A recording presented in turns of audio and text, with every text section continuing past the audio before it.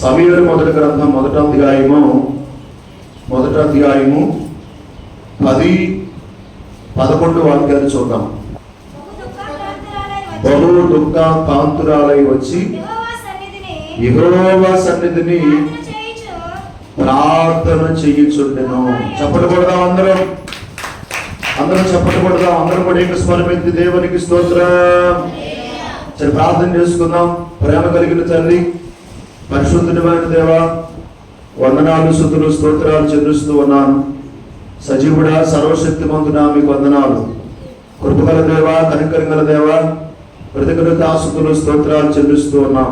గడిచినటువంటి నాయన ఆదివారం ఉదయకాల సమయం నుండి మరొక ఆదివారం ఉదయకాల సమయం వరకు మీ బిడ్డలమైనటువంటి మమ్మల్ని అందరిని కూడా జ్ఞాపకం చేసుకొని మా ద్వారా మీ నామానికి మహిమా, కీర్తి, ప్రభావాలు కలుగు నిమిత్తమై ఇంతవరకు కూడా నాయన మీ సన్నిధిలో మమ్మలను మీ పాత్రలుగా, మీ పనిముట్లుగా వాడుకున్నారు. అందును బట్టి మా సరస్సులు వచ్చి కృతజ్ఞతాస్తుతులు, స్తోత్రాలు చెల్లిస్తూ ఉన్నాము. వచ్చినటువంటి వాళ్ళని దీవించండి, ఆశీర్వదించండి. మీ సన్నిధికి రావడానికి సిద్ధంగా ఉన్నా, మీ సన్నిధికి రావడానికి సిద్ధపడుతూ ఉన్న ప్రతి మీ కుమారుడు, ప్రతి మీ కుమార్తె అయా త్వరగా మీ ఆత్మను బట్టి వారు కూడా మీ పాదాల సన్నిధికి తీసుకొని రాబడి వారి ద్వారా మా ద్వారా మీ నామానికి మహిమ తెచ్చుకోమని ప్రార్థన చేస్తూ ఉన్నాను.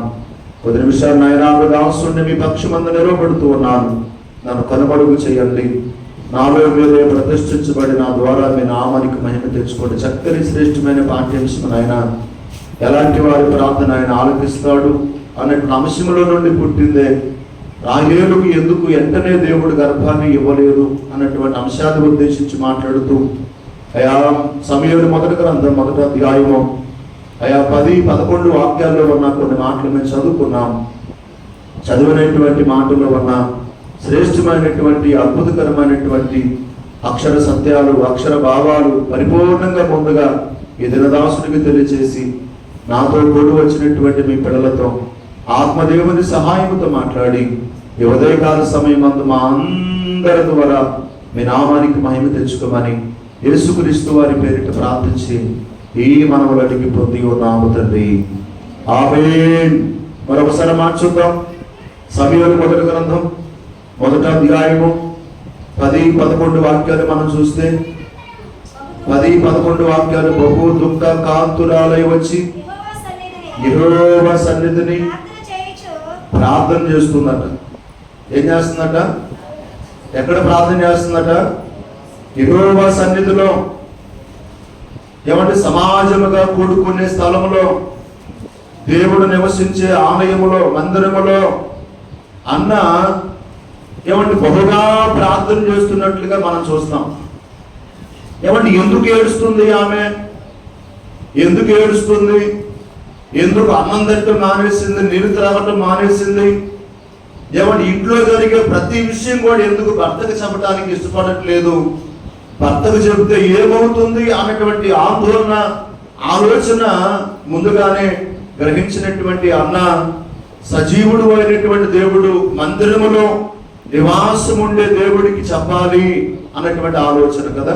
ఇంట్లో జరిగే ఆ సందర్భాలు, లేకపోతే బజార్లో జరిగే సందర్భాలు, లేకపోతే మన ఒంటిలో, మన శరీరంలో జరిగేటువంటి సందర్భాలు అన్ని కూడా మన వాళ్ళకి వీళ్ళకి చెబుతాం, ఏళ్ళకి వాళ్ళకి చెబుతామే కానీ ఏమంటే సాక్ష్యం ఇస్తాం నా పట్ల దేవుడు కార్యం చేశాడని, సాక్ష్యం ఇస్తాం నా పట్ల దేవుడు అద్భుతం చేశాడని ఆయనకి చెప్పడానికి మాత్రం మనసు ఒప్పుకోదు, మనసు అంగీకరించదు. అందరికి చెప్తాం, దేవుడు గుర్తుకొస్తే దేవుడికి చెప్తాం, లేకపోతే దేవుడికి చెప్పం.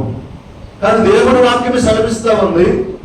ఏమండి పెళ్ళిళ్ళ ఆ రీతిగా ప్రవర్తించడం అన్న బాగా చూసింది, దగ్గరగా చూసింది. ఒకవేళ ఏమంటే తన భర్తకి ఆమె భార్య కాక మునుపు ఇద్దరు కూడా ఒక ఇంట్లో పెరిగారు, కలిసిమెలిసి తిన్నారు, కలిసిమెలిసి ఒకే కంచంలో తిన్నారు, ఒకే మంచంలో ఒకవేళ పడుకొని ఉన్నప్పటికీ కూడా అప్పుడు బాగా ఈ అన్నాన్ని పెళ్ళిన ప్రేమించిందేమో, ఆప్యాయంగా పలకరిస్తూ ఉండేదేమో, కలవరిస్తూ ఉండేదేమో, ప్రతి నిత్యం కూడా అక్కను బహుగా ఏమన్నా అభిమానిస్తూ ఉండేదేమో. ఆ కారణాన్ని బట్టి ఏమన్నా తన చెల్లి తన భర్తకి భార్య కావాలి అన్న ఆలోచన కలిగించినట్లుగా లేఖనాల్లో మనం చూస్తాం, కలిగించినట్లుగా, కలిగి ఉన్నట్లుగా కదా మనం చూస్తాం. అందుకనే ఇక్కడ తనలో ఉన్నటువంటి బాధ, వేదన, ఆ దుఃఖమంతా ఎక్కడికి వచ్చి ఆమె వెళ్ళగలుగుతూ ఉంది, ఎక్కడికి వచ్చి ఆమె నిట్టూరు పీడిస్తూ ఉందంటే మరలా మనం చదువుకుంటే ఆమె దుఃఖాక్రాంతురాలే వచ్చి యెహోవా సన్నిధిని ప్రార్థన చేయుచు బహుగా ఏడ్చిందట. మనకి ఏడుపు ఎప్పుడు వస్తుందమ్మా? మీరు రోజుకు వచ్చేసి ఎన్నిసార్లు ప్రార్థన చేసుకుంటారు? ఇటువైపు ఉన్నటువంటి ఎన్నిసార్లు ప్రార్థన చేసుకుంటారమ్మా? మొమ్మారు ప్రార్థన చేసుకుంటారా? ఇంకా ఎవరన్నా 4 సార్లు ప్రార్థన చేసేవాళ్ళు, 5 సార్లు ప్రార్థన చేసేవాళ్ళు, 6 సార్లు ప్రార్థన చేసేవాళ్ళు ఇటు ఉన్నారా? ఎన్నిసార్లు ప్రార్థన చేసుకుంటారు? ఒకవేళ మీరు ఎప్పుడైనా ప్రార్థన చేస్తున్నప్పుడు ఏమన్నా ఆత్మ సంబంధంగా మీరు ఏడ్చారా? ఒక వ్యక్తుల గురించి ప్రార్థన చేస్తున్నప్పుడు ఏమండి ఆ వ్యక్తి పేరు తలుసుకోగానే ఆ వ్యక్తిని బట్టి మీకు దుఃఖం వచ్చిందా? ఆయన వ్యక్తిత్వాన్ని బట్టి మీకు దుఃఖం వచ్చిందా? ఆయన ప్రవర్తన బట్టి, ఆయన ఆలోచన బట్టి మీకు దుఃఖం వచ్చిందా? ఇంట్లో ఏమంటే ఉన్నటువంటి వారందరి గురించి ప్రార్థన చేస్తూ ఉన్నప్పుడు ఏమంటే ఇంట్లో ఉన్నటువంటి వారిలో ఒక్కరి నిమిత్తమైన మనకి ఏమొస్తుందట? అది కూడా మనసు పెట్టి ప్రార్థన చేస్తేనే, ఇష్టపూర్తిగా మనసారా ప్రార్థన చేస్తేనే, నువ్వు ప్రార్థనలో లీలమై ప్రార్థన చేస్తేనే, నీ ఇంట్లో ఉన్నటువంటి వ్యక్తుల గురించి ప్రార్థన చేస్తున్నప్పుడు నిజంగా ఏడుపు వస్తుంది కదండి. నిజంగా ఏడుస్తామా లేదా? అలాంటి వారు మీ మధ్య ఉన్నారా? ఏమంటే ప్రార్థన చేయటం వేరు, వ్యక్తుల్ని జ్ఞాపకం చేసుకొని ఆ వ్యక్తుల్ని జ్ఞాపకం చేసుకోగానే ఏడుస్తూ ప్రార్థన చేసేది కూడా, ఏడుస్తూ విజ్ఞాపన చేసేది కూడా, ఏడుస్తూ అంగలార్చేది, ఏడుస్తూ ఏమంటే దేవుణ్ణి యాచించేది వేరు. ఎందుకంటే పెనిన్నా అన్నా జీవితంలోనికి రాకమునుపు నార్మల్ గా ప్రార్థన చేసింది, కానీ పెనిన్నా అన్నా జీవితంలోకి వచ్చిన తర్వాత ప్రతి నిమిషం ఏడిపే, ప్రతిరోజు ఏడిపే, ప్రతి క్షణం ఏడిపే. ఎందుకు ఏడుస్తున్నామే? నొప్పించినందుకు ఏడుస్తుందా? బాధ పెట్టినందుకు ఏడుస్తుందా? బాధించినందుకు ఏడుస్తుందా? తిట్టినందుకు, కొట్టినందుకు ఏడుస్తుందా? చెప్పాలి. మన ఆలోచన అయితే అదే, కానీ అన్న ఆలోచన అది కాదు. తిట్టినందుకో, కొట్టినందుకో, ఏమంటే కోపాన్ని పుట్టించే విధంగా మాట్లాడినందుకు కదయ్యా నన్ను ఈ విధంగా పుట్టించుకున్నావు, నా చెల్లినందుకు ఆ విధంగా పుట్టించావు. ఆమె కూడా నాకు నువ్వు ఇచ్చినటువంటి మనసును దయచేయ్యా, నువ్వు నాకు ఇచ్చిన హృదయాన్ని బట్టి నా చెల్లి హృదయాన్ని కూడా మార్చయ్యా. ఏమంటే ఇది అన్న ఆలోచన. ఏది ఇసుకిస్తుందని ఆడవటం కాదు, బాధ పెడుతుందని, కోపాన్ని పుట్టించే విధంగా మాట్లాడుతుందని అన్న ఆడవట్లా. నన్ను మార్చినటువంటి దేవా నా చెల్లిని కూడా మార్చయ్యా. చప్పట కొట్టి దేవునికి స్తోత్రం. బహు దుఃఖ కాంతురాలై ఎక్కడికొచ్చిందట? యెహోవా సన్నిధికి వచ్చిందట. ఇక ప్రార్థన చేస్తూ ఏమంటే ఒకటి దుఃఖముతో దేవుని సన్నిధికి వచ్చిందట. ప్రార్థన చేస్తున్నప్పుడు మరలా చెప్పాలి. ఒకటి దుఃఖంతో, ఇంటి దగ్గర నుండి దుఃఖముతో దేవుని సన్నిధికి వచ్చింది. ప్రార్థన చేస్తూ ఏం చేస్తున్నామే అంటే పరిపూర్ణంగా ఇంటిలో ఉన్నటువంటి వ్యక్తుల గురించి ఏమంటే దేవునికి చెబుతూ, దేవునికి ముచ్చటిస్తూ, దేవునితో సంభాషిస్తూ ఏం చేస్తా ఉందంటే ఏడవటం మొదలు పెట్టిందట. ఎందుకంటే ఇంట్లో ఏడుస్తూ ప్రార్థన చేస్తే వేరే విషయం, కానీ దేవుని సన్నిధికి వచ్చి ఏడుస్తూ ప్రార్థన చేస్తే బాధను చెబుతుందేమోనే, దుఃఖాన్ని గురించి మాట్లాడుతుందేమో, ఆవేదన గురించి మాట్లాడుతుందేమని ఎవరు పట్టించుకోరు. ఆమె ప్రార్థనలో తెలిసినటువంటి వారైతే పాలుభాగస్తులు అవుతారు. అది ఇంట్లో ఏడుస్తూ ప్రార్థన చేస్తే ఏమంటారండి? చెప్పాలి. 10 మంది కూర్చున్నారు, నువ్వు ఒక్కదానివే గదిలో ప్రార్థన చేయకుండా, రహస్యంగా ప్రార్థన చేయకుండా 10 మంది కనపడే విధంగా నువ్వు ప్రార్థన చేస్తున్నప్పుడు నువ్వు ఏడుస్తుంటే వాళ్ళు ఏమనుకుంటారు?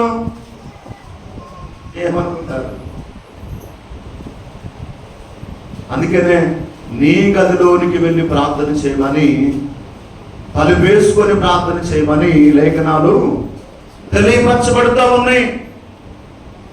అందరూ కూడా ప్రభువును గుర్తెరిగినటువంటి వారు కాదు. అందరూ మన విశ్వాసమును గుర్తెరిగినటువంటి వారు కాదు. మన హృదయంలో ఉన్న ఆత్మల పట్ల భారం, ఆత్మల పట్ల మంట అందరూ గుర్తెరిగినటువంటి వారు కాదు కదా.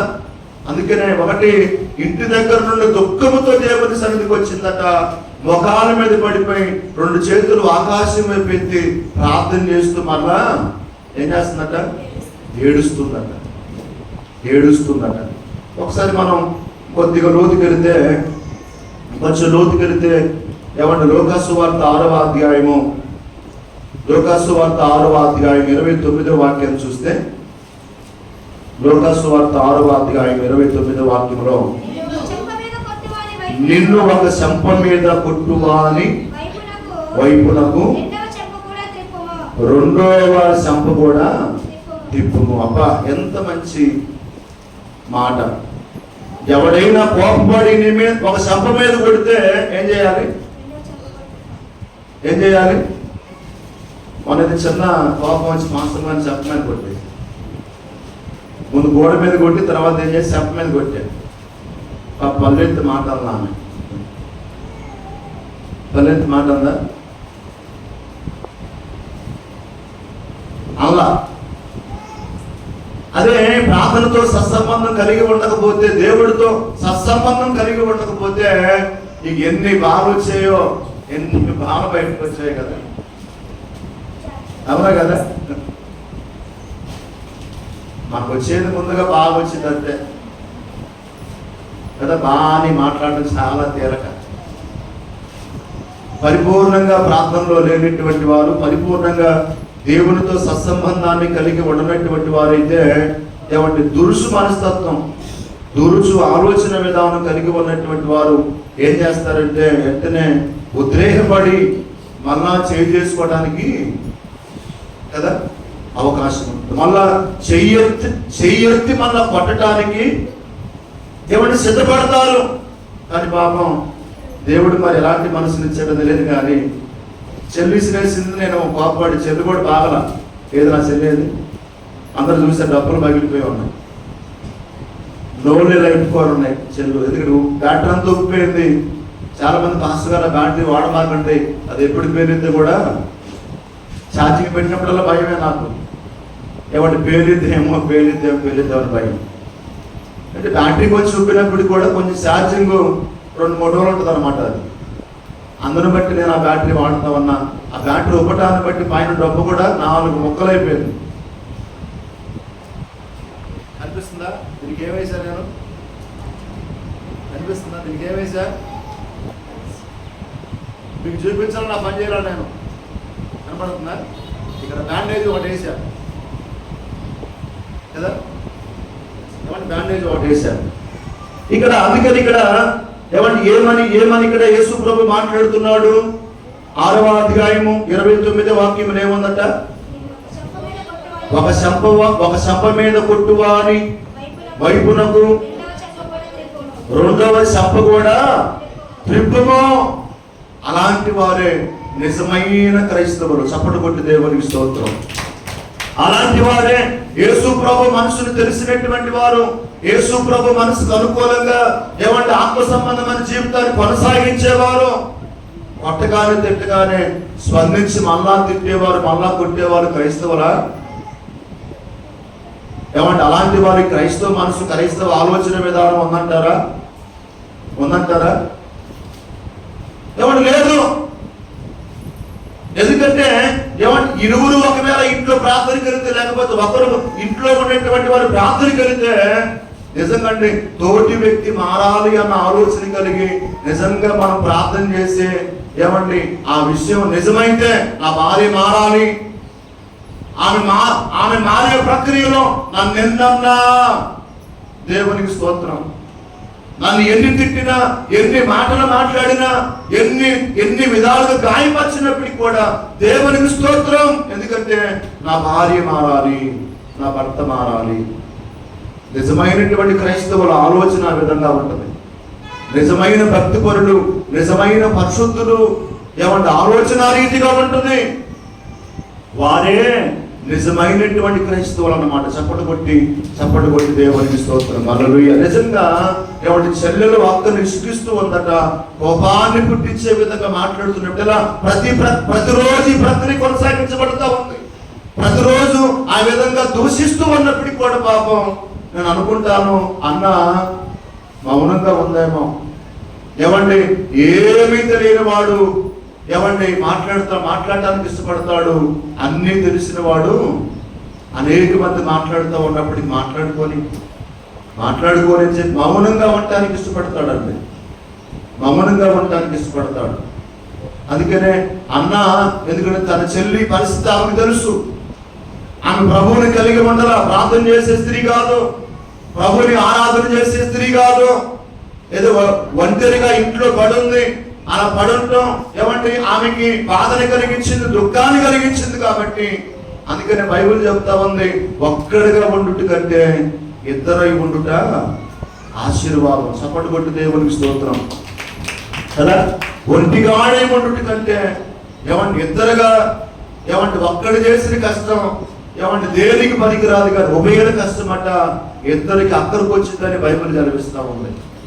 అందుకని ఇక్కడ ఆమె పరిస్థితి అంతా అన్నకు తెలుసు కాబట్టి పాప, ఎందుకంటే ఎన్ని మాటలు మాట్లాడుతూ ఉన్నా పట్టించుకోవట్లా. కోపాన్ని పుట్టించే విధంగా, రోషాన్ని పుట్టించే విధంగా సంభాషణ చేస్తూ ఉన్నప్పుడు కూడా పట్టించుకోవట్లా, మౌనంగా ఉండిపోయింది. మరి పాస్టర్ గారు ఎందుకు అన్నందంటే మానేసిందండి, ఎందుకు నీళ్ళు రావడం మానేసింది అంటారా? ఆమె అన్నటువంటి మాటను బట్టి అన్నందంటే మానేయరా? ఆమె కోపాన్ని పుట్టించే విధంగా మాట్లాడటాన్ని బట్టి నీళ్ళు త్రాగటం మానేయరా? ఎందుకంటే ఉపవాసం ఉండి నా చెల్లి కొరకు ప్రార్థన చేయాలి. చప్పటి కొట్టి దేవునికి స్తోత్రం. ఏమంటాలి? ఏమంటే అన్న తెలివి తక్కువది కాదండి, బాగా తెలివి ఉన్నటువంటి ఏమంటే ప్రభువుని గ్రహింపులో ఉన్నటువంటి స్త్రీయే ఉపవాసం ఉండి నా చెల్లి మార్పు కోసం ప్రార్థన చేయాలి, విజ్ఞాపన చేయాలి, యాచించాలి అన్నటువంటి ఆలోచన ఏమండి అన్న హృదయంలో పాతుకుపోయినట్లుగా మనం చూస్తాం. అందుకని ఇక్కడ మరొక వాక్యం కూడా మనం చూస్తే, అదే లూకా సువార్త 6వ అధ్యాయము 46వ వాక్యం చూద్దాం. అదే లూకా సువార్త 6వ అధ్యాయము ఎక్కడమ్మా? 46వ వాక్యం.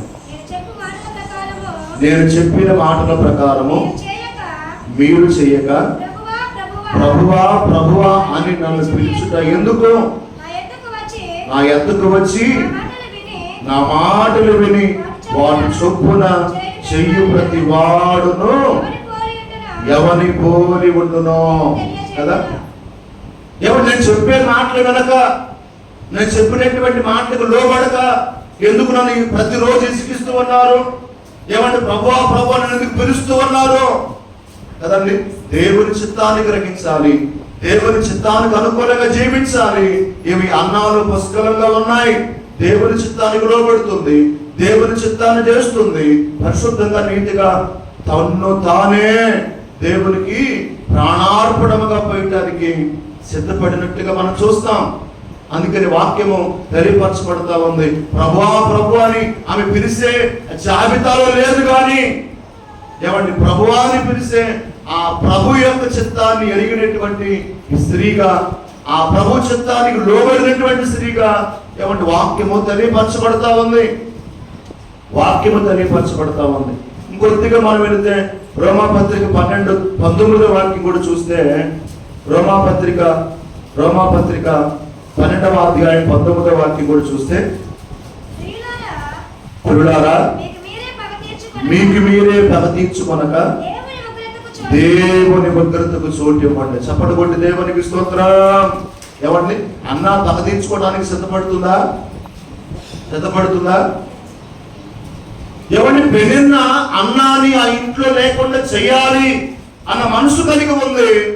కానీ అన్న ఏమంటే తన చెల్లిని మార్చయ్యా, తన వ్యక్తిత్వాన్ని మార్చయ్యా, తన ఆలోచన విధానం మార్చయ్యా, దేవుని పని చేస్తూ ఉంది. కానీ ఏమంటే ఎందుకంటే ముళ్ళును ముళ్ళుతోనే తీయాలి, వజ్రమును వజ్రముతోనే కొయ్యాలి, పగను పగతోనే చేయించాలా? పగను పగతోనే జయించాలా, ద్వేషాన్ని ద్వేషముతోనే జయించాలా, శత్రుత్వాన్ని శత్రుత్వంతోనే జయించాలా? అలా ఆలోచించే వాళ్ళు క్రైస్తవులు కాదు. అలా యోచించే వాళ్ళు నిజమైన ప్రార్థన యోధులు కాదు. వాక్యము సెలవిస్తా ఉంది, ఏమంటే పగ తీర్చుట నా పని. నా పని అంటే తన చెల్లిని ఇప్పుడు ఎవరికి అప్పగిస్తా ఉందామే? దేవునికి అప్పగిస్తా ఉంది. ప్రభా, నా చెల్లిని జ్ఞాపకం చేసుకోయ్యా, నన్ను బట్టి నా చెల్లిని క్షమించు అయ్యా, నన్ను బట్టి నా చెల్లి అన్న మాటలు అయ్యా తుడిచిపెట్టయ్యా, నా చెల్లిని కూడా మార్చయ్యా కదా. నిజమైనటువంటి ఏమంటే పరిపూర్ణమైన విశ్వాసం, భయం, భక్తి అన్నా కలిగి ఉంది కాబట్టి పెనిన్న మార్పు కోసం ప్రార్థన చేస్తుందట. పెనిన్న క్షేమం కొరకు దేవునికి విజ్ఞాపన చేయటమే కాదు కానీ తన చెల్లిని దేవునికి అప్పగించడానికి సిద్ధపడతా ఉంది కదా. దేవునికి అప్పగించడానికి సిద్ధపడతా ఉంది. మరొక వాక్యం కూడా చూస్తే లూకాసు సువార్త 6వ అధ్యాయము 35వ వాక్యం చూద్దాం. లూకాసు సువార్త 6వ అధ్యాయం 35వ వాక్యం కూడా చూస్తే, మీరైతే ఎట్టి వాటిని గురిచైనను నిరాశ చేసుకొనక మీ శత్రువులను, ఒకటి ఏమంటున్నాడు ఇక్కడ, మీ శత్రువులను ప్రేమించండి. చదువు, మేలు చేయండి, అప్పు ఇయ్యండి, అప్పుడు పరలోకమందు ఫలమును పొందుతారు. చప్పటి కొట్టి దేవునికి స్తోత్రం. ఒకటి శత్రువుని ప్రేమించమంటున్నాడు, రెండవది మేలు చేయమంటున్నాడు, మూడవది అప్పివ్వండి. అప్పివ్వండి. ఎవరికి అప్పివ్వాలి? ఇచ్చేవాడికి అప్పివ్వాలా? అసలుకి అప్పు తీర్చడానికి కూడా సామర్థ్యం లేనటువంటి వారికి అప్పివ్వాలా? మనం ఎవరు కోరేస్తాం? మనకి వేసే వాళ్ళకే కోరేస్తాం. మనం ఎవరికి బియ్యం ఇస్తాం? మళ్ళా మనకి ఇచ్చేవారికి ఇస్తాం. కానీ దేవుని వాక్యము అలా చవట్లా, నువ్వు ఎవరికి బియ్యం ఇవ్వాలంటే మళ్ళా తిరిగి ఇవ్వనటువంటి వారికి. దేవునికి స్తోత్రం. నువ్వు ఎవరికి కోరేయాలంటే మళ్ళా వండి నీకు వేయనటువంటి వాడికి ఇవి చేయాలంటే, ఒకటి శత్రువును ప్రేమించమన్నాడు, వారికి మేలు చేయమన్నాడు, మూడు అప్పియమన్నాడు. ఈ మూడు నువ్వు చేస్తే పరమందు నీ ఫలమట అధికముగా ఉంటుంది. వారు నిజమైన దేవుని పిల్లలు, వారు నిజమైనటువంటి క్రైస్తవులు. అప్పుడు దీవించబడతారండి. అప్పుడు రెండంతల ఆశీర్వాదం, రెండంతల ప్రతిఫలాన్ని వారు పొందే అవకాశం దేవుడిస్తాడు. ఇవన్నీ కూడా పుష్కలంగా అన్నాలో ఉన్నాయి. అందుకనే అన్న ఇంటి దగ్గర నుంచి ఏడుస్తూ దేవుని సన్నిధికి వచ్చిందట, ప్రార్థన చేస్తూ మళ్ళా ఏడ్చిందట. ఇలా ప్రతిరోజు ప్రక్రియ అండి. ఒక రోజు 2 రోజులు కాదు కదా. ఒకరోజు ఏడ్చిందా, 2 రోజులు ఏడ్చిందా? ప్రతిఫలం వచ్చే వరకు ఏడుస్తూనే ఉంది. జవాబులు దేవుడు పంపే వరకు అంగలారుస్తున్నట్లుగా ఏడుస్తున్నట్లుగా లేఖనాలు తెలియపరచబడతా ఉన్నాయి. అందుకనే అన్నాలో ఇవన్నీ పుష్కలంగా ఉన్నాయి కాబట్టి, ఇవన్నీ సమృద్ధిగా ఉన్నాయి కాబట్టి దేవుడు ఏం చేశాడో తెలుసా? అదే సమూయేలు మొదటి గ్రంథం 1వ అధ్యాయము 11వ వాక్యం చూస్తే, సైన్యములకు అధిపతియగు యెహోవా నీ సేవకురాలనైనా నాకు కలిగి ఉన్న శ్రమను చూసి నీ సేవకురాలనైనా నన్ను మరొక జ్ఞాపకము చేసుకొని నీ సేవకురాలనైనా నాకు ఒక మగ పిల్లను దయచేసి ఎడల వాడు తల మీదకి క్షవరపు కత్తి ఎన్నటికి రాయనీయను. కొన్ని వాగ్దానాలు, కొన్ని నిబంధనలు దేవుని సన్నిధిలో ఆమె చేస్తున్నట్లుగా మనం చూస్తాం కదా. మగపిల్లని ఎందుకు కోరింది? ఆడపిల్లని ఎందుకు కోరలా? ఆడపిల్ల అవసరం లేదా? మగపిల్లగాడే కావాలా? ఎందుకు మగపిల్లని కోరిందమ్మా మీకు తెలుసా? ఎందుకు మగపెట్టలేవు అని అడుగుతా ఉందామే? చెప్పాలి. ఇంకా ఇంకా ఇంకా ఒకటి ప్రవక్త వర్గాన్ని చెప్పారు, రెండవదిగా దేవునికి సమర్పించడానికి. ఇంకా ఇంకా ఇంకా మరి ఆడపిల్లని ప్రవక్తకు అప్పగించకూడదా? ఆడపిల్లని దేవుని సన్నిధిలో ఏమండి అర్పించకూడదా? అర్పించకూడదా? ఏమంటే యేసుక్రీస్తు వారు మరియమ్మ వారి ఇంట్లో పెద్దోడు, అందుకనే దేవునికి ఆయన అప్పగించారు. దేవుడు చెప్తున్నాడు, ఏమంటే మీ చెట్టు కాసే జాంకాలైనా, మీ చెట్టు కాసే మామిడికాయలైనా ప్రప్రదమైన ఫలాలు ముందుగా నాకు ఇవ్వాలి. ఎందుకంటే ఐగుప్తు దేశంలో తెరగలిపిస్తే దాసి కుమారుడు మొదలుకొని ఏమంటే సింహాసనం మీద కూర్చున్న పరో పెద్ద కుమారుడు వరకు ఏం చేశాడు? దేవుడు సంహరించాడు. ఐగుప్తు ఇశ్రాయేలీలో ఉన్నటువంటి ఏ పెద్ద కుమారుడు మరణించలా. దానికి ముంగుర్తుగా మీ ఇంట్లో ఎవరైతే ప్రప్రదంగా అపాయపడతాడో వాడు ఏం చేయాలి? నా సేవకి ఇవ్వాలి, నా సన్నిధికి అప్పగించాలి. ఆడపిల్లనైతే ఇవ్వటానికి వీలు పడదు.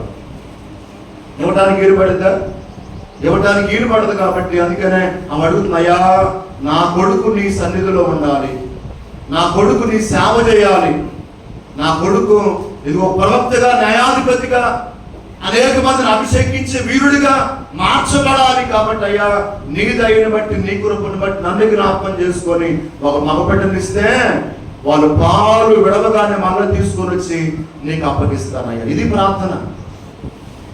ప్రార్థన కదండి.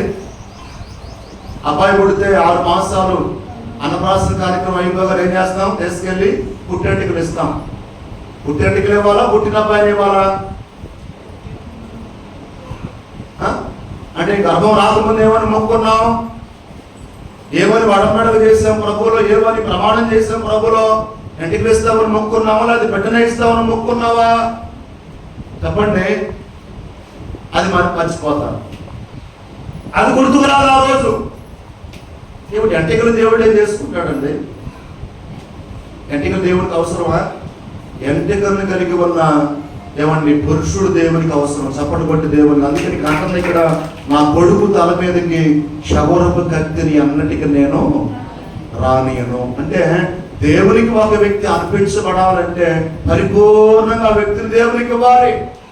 ఎంటికలు ఇచ్చి బిడ్డను తీసుకోవడం కాదు. అవునా?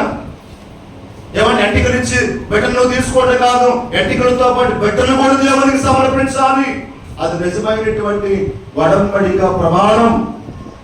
ఏమంటే నిజంగా దేవుడు తదాస్తన్నాడు. ఏమంటే ఏరియా వచ్చాడు, ప్రార్థన చేస్తా ఉన్నప్పుడు ఏదో రకరకాలుగా మాట్లాడడం అయిపోయింది.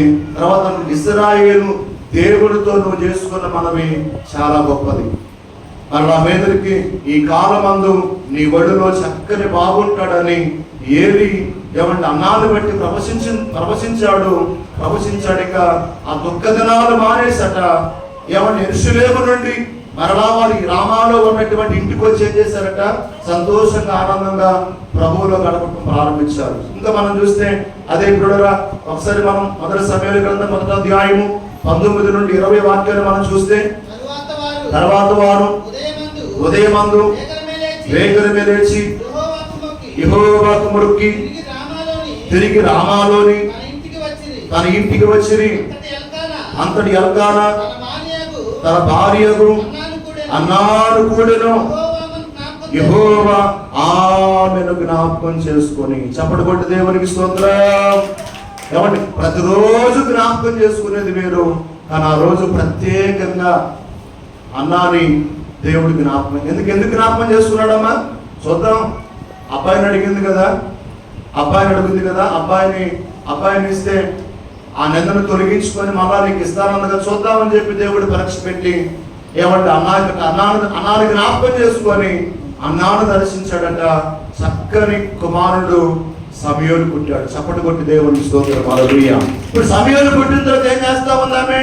ఏమంటే దేవుని సన్నిధిలో పెట్టక ముందు, సంతానం లేకముందు ఏమని వడపడక చేసిందో, ఏమని ప్రమాణం చేసిందో, ఏమని ఒట్టి పెట్టుకుందో, అవి చేసిందా చేయలేదా అనేది కూడా మనం చూస్తే అదే మొదటి సమూయేలు గ్రంథం 1వ అధ్యాయము 26 నుండి 28 వరకు చూద్దాం. 26 నుండి 28 వరకు. నా ఏలిన వారి ప్రాణము తోడు నీ యొద్ద నిలిచి యెహోవాను ప్రార్థన చేసిన స్త్రీని నేనే. ఈ బిడ్డను దయచేయమని యెహోవాతో నేను చేసిన మనవిని ఆయన నాకు అనుగ్రహించును. కాబట్టి నేను ఆ ఆ బిడ్డను యెహోవాకు ప్రతిష్ఠించుచున్నాను. తాను బ్రతుకు దినములన్నిటిలో వాడు యెహోవాకు ప్రతిష్ఠుడని చెప్పాను. చప్పటపడదాం. ఏమంటే దేవుడు అన్నాను దర్శించాడు, అబ్బాయికి ఇచ్చాడు. ఇప్పుడు అన్నాన్ని ఎందుకు తొలగించబడింది? ఈ ప్రమాణం నిలిచి ఉంది, ఇప్పుడు వాగ్దానం నిలిచి ఉంది. ఏమంటే వాగ్దానం ప్రకారం భర్తను అడగో, యెరూషలేముకి వెళ్తున్నాను వస్తావా? ఇప్పుడు నేను రానులే. దేవుడికి ఒక ఒట్టు పెట్టుకున్న, ప్రమాణం చేశా. ఆ ఒట్టు తీరిన తర్వాత, ప్రమాణం తీరిన తర్వాత నేను దేవుని సన్నిధికి ఎందుకు రానంటే, బిడ్డతో రావాలి. బిడ్డతో వస్తే మళ్ళా తిరిగి నేను ఒక్కదానే రావాలి. బిడ్డను అక్కడే విడిచిపెట్టాలి. కాబట్టి వాడు ఇంకా ఏం మరవలా? పాలు మరవక ముందు ఏమండి సమయాన్ని అక్కడ విడిచిపెట్టలేదు. కానీ పాలు మరిసిన తర్వాత ఏమండి షిలోహులో ఉన్న దేవుని మందిరములో ఏలీ దగ్గరికి వెళ్ళి ఏలీతో చెప్తా ఉందయ్యా, ఆ రోజు నువ్వు చెప్పావు కదా, నువ్వు పొద్దున ఎందుకు మద్యం పుచ్చుకొని ఇసుకిస్తున్నావని. అప్పుడు నా బాధంతా నీకు చెప్పినప్పుడు నువ్వే ఆశీర్వదించావు కదయ్యా, నువ్వే దీవించావు కదయ్యా. ప్రభు కృపను బట్టి, నీ ప్రార్థనను బట్టి దేవుడు గర్భాన్నిచ్చి ఈ బాబునిచ్చాడయ్యా. వాడిని నేను ఇక్కడ విడిచి వెళ్ళటానికి వచ్చాను అంద కదా, ఇక్కడ విడిచిపెట్టి మళ్ళా నేను ఇంటికి వెళ్ళటానికి వచ్చాను అంది. అప్పుడు ఏం చేశాడు ఆయన? సమయం అక్కడ విడిచిపెట్టిందట. కింద మనం చూస్తే అప్పుడు వాడు యెహోవాకు అక్కడనే మ్రొక్కెను. చప్పట్లు కొట్టి దేవునికి స్తోత్రం కదా. చిన్నతనము నుంచి ఏమండి వాక్యమును ఉగ్గుగా పోసిందట కదా. వాక్యమును పావులుగా ఇచ్చిందట. అన్న పాలేవల అన్న వాక్యాన్ని పంచిపెట్టింది, వాక్యాన్ని చెబుతుందట. ఏమండి గర్భములో ఉన్న ఏమండి శిశువు కదలాడుతున్నప్పుడు, గర్భములో ఉన్న శిశువు మన మాటలు వింటున్నప్పుడు కదా, మన మాటలు వింటున్నప్పుడు నిజంగా ఏమండి సమయాన్ని తీసుకుని వెళ్ళి మందిరంలో విడిచిపెట్టిందట. అక్కడే యెహోవాకు మొరకాడు. ఎంత చిన్నతనంలోనే కదా. ఏమండి ప్రభు శిక్షలో, ప్రభు బోధలో సమయాన్ని పెంచిందట. తీసుకుని వెళ్ళి మందిరంలో విడిచిపెట్టిందట. అంటే ఒక బాబుని దేవుడు ఆమెకి ఇస్తే మన బాబుని ఏం చేసిందట? దేవుడికి ఇచ్చిందట. దేవుడు మర్చిపోయాడా? ఏమంటే అన్న మర్చిపోవాలా దేవుణ్ణి? దేవుడికి ఇచ్చిన వాగ్దానం మర్చిపోవాలా? దేవుని చేసిన ప్రమాణం మర్చిపోవాలా? దేవుని మీద పెట్టుకున్న వట్టి మర్చిపోవాలా? దేవుని సన్నిధిలో మొక్కుకున్నట్లుగా ఏమన్నా అన్నాను దేవుడు దర్శించి ఒక బిడ్డనిస్తే ఆయనకి ఇచ్చిన మాటకు లోబడి ఆ శిరస వహించి తీసుకుని వెళ్ళి మందిరంలో విడిచిపెట్టిందట. దేవుడు మరలా ఆమెను మర్చిపోయాడా? మరేం చేశాడు? చివరిగా మనం చూస్తే సమూయేలు మొదటి గ్రంథం 2వ అధ్యాయము 21వ వాక్యం చూద్దాం. 21వ వాక్యం చూస్తే యెహోవా అన్నాను దర్శింపగా ఆమె గర్భవతి అయి 3 కుమారులను 2 కుమార్తెలను కంది. చప్పట్లు కొట్టి దేవునికి స్తోత్రం. ఏమండి అన్న ఒకటిచ్చిందట దేవునికి. ఇప్పుడు దేవుడు ఎన్నిచ్చాడమ్మా? ఏమంటే మనం ఆదివారం పుట్టించే దాన్ని బట్టి దీవించబడతాం, ఆశీర్వదించబడతాం. నువ్వు 10 రూపాయలు దేవుని కానుకిచ్చావా, 10కి 10 ఇస్తాడు. నువ్వు 20 రూపాయలు దేవుని కానుకిచ్చావా, 20కి 20 ఇస్తాడు. నువ్వు 50 రూపాయలు దేవుని కానుకిచ్చావా, 50కి 50 ఇస్తాడు. 100 రూపాయలు కానుకేస్తే 100కి 100, 500 కానుకేస్తే 500కి రెట్టింపు ఆశీర్వాదం. నువ్వు రూపాయి వేసావా, రూపాయికి రూపాయే. 5 రూపాయలు వేసావా, 5 రూపాయలకి 5 రూపాయలే. 10 రూపాయల బిల్లు వేసావా అందరికి కనపడాలని, 10 రూపాయల బిల్లకు 10 రూపాయలే. నీ ఆశీర్వాదం 5 నుండి 5, 10 నుండి 10, 20 నుండి 20. కొంతమంది ఉన్నారు నిస్వార్థంగా ఏమన్నా ఇచ్చేటువంటి వాళ్ళు కదా, సంతోషంగా ఇచ్చేటువంటి వాళ్ళు, ఆనందంగా ఇచ్చేటువంటి వాళ్ళు. ఎందుకంటే మనం ఎంతైతే ఇస్తామో అంతకంతకి దేవుడు ఏం చేస్తాడు? అన్న ఒకటే ఇచ్చిందండి, కానీ 5 ఆశీర్వాదాలు అన్నకిచ్చా. అన్నాకు దేవుడు ఇచ్చాడు. చప్పటి కొట్టి దేవునికి స్తోత్రం. హల్లెలూయా. ఇంతకుముందు కొండూరులో చిల్లర మార్చేసేవాళ్ళు. ఇక్కడ వేసిన కాలం అక్కడ కూడా వేసా. ఇప్పుడు చిల్లర మార్చడానికి ఏం లేదు కదా. ఎందుకు మనము ఏమంటే వ్యక్తిగతంగా ఆశీర్వదించబడాలి, ఆత్మ సంబంధంగా ఆశీర్వదించబడాలంటే ఏం చేయాలి? అన్న అన్నట్లుగా, మొక్కుకున్నట్లుగా, వాగ్దానం చేసినట్లుగా ఏమంటే తీసుకొని వెళ్ళి ఒక బాబుని తీసుకొని వెళ్ళి దేవుని మందిరానికి ఇచ్చిందట, దేవుని సన్నిధికి ఇచ్చిందట. కానీ అన్నాను దేవుడు మర్చిపోకుండా మరలా గర్భం తెరిచి 3 బాబుల గర్భంలో ఉంచాడు, 2 పాపల గర్భంలో ఉంచాడు. చప్పట కొట్టి దేవునికి చూడాలి. 5 మందిని ఒకే కానుకలో దేవుడు అన్నాకి ఇచ్చినట్లుగా మనం చూస్తాం. నువ్వు దాచిపెట్టుకుంటున్నావేమో. మన ఇళ్ళ ముందు చాలా ఫలాలు కాసే చెట్లు ఉంటాయి కదా, ఒక్కాయలే దేవుడికి ఏమిస్తామని చెప్పి నువ్వు మింగేస్తే మింగినట్టే ఉంటుంది, నువ్వు తిన్నట్టే ఉంటుంది, నువ్వు ఆరగించినట్లే ఉంటుంది. ప్రభు కృపలో చెట్టేసాను, ఏమండి నాటింది నేనేగా, నీరు పోసేది ఆయన, ఎరువేసేది ఆయన, పెంచేది పెంపాలించేది ఆయనే. కాబట్టి ఏమండి ఏం చేయాలి మనం? ప్రప్రదంగా మన ఇళ్ళ ముందు కాసినటువంటి ఏ పండు అయినా దేవుని సన్నిధికి ఇవ్వాలి. నువ్వు ప్రమాణం చేసుకుంటే దేవుని ఏమంటే నీ కుమారుడైన దేవుని సన్నిధికి ఇవ్వటానికి నువ్వు సిద్ధంగా ఉండాలి. నువ్వు ఇస్తే నష్టపరచబడవు, నువ్వు ఇస్తే ఏమంటే శాపానికి లోనుగావు, నువ్వు ఇస్తే ఏమంటారు 5 అంతలుగా దీవించబడతావు, 5 అంతలుగా ఆశీర్వదించబడతావు అన్నారా. అందుకనే ఇప్పుడు అన్నాలో ఉన్నటువంటి విశ్వాసం ఒకవేళ మనలో కూడా ఉంటే, ఆ భక్తి భయం మనలో కూడా ఉంటే, ఆ ప్రేమ ఆప్యాయతలు కూడా మనలో కూడా ఉంటే, శత్రువులు ప్రేమించే మనసు, మేలు చేసే మనసు, అప్పించే మనసు మనకు కూడా ఉంటే, వారి కొరకు ప్రార్థన చేసే మనసు, వారితో సమాధానంగా ఉండే మనసు, పగను మానేసి పగను ప్రేమగా మార్చుకొని వారితో సత్సంబంధాన్ని కలిగి ఉండే మనసు ఒకవేళ మనకు కూడా దేవుడు ఇవ్వాలని అనంతర ప్రార్థనలో జ్ఞాపకం చేసుకున్నాం. ఏమంటే మనం కూడా అన్నాను ఆశీర్వదించినట్లుగా మనం ఎందుకు ఆశీర్వదించబడకూడదు, మనం ఎందుకు దీవించబడకూడదు?